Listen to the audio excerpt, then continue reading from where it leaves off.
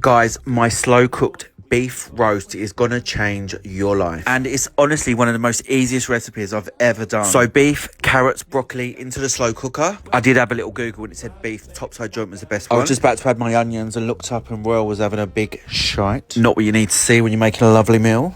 Moving on, I add some dry onions, some thyme, salt and pepper, loads of it. I love a bit of paprika in everything. A little bit of turmeric, and it has some great health advantages too. Then that lid goes on and it's on slow for 3 hours. In the meantime, I heat up some oil in a pan with some balsamic vinegar in it. Get them potatoes boiled straight in, skin on. I like to call it rustic. Now, time to unveil this sexy bit of beef. I am talking pure food porn right now. I'm sorry, but MasterChef need to sign me up ASAP. Are these not the sexiest potatoes you've ever seen? I'm actually voice noting over this and my mouth's watering. Now we have the final.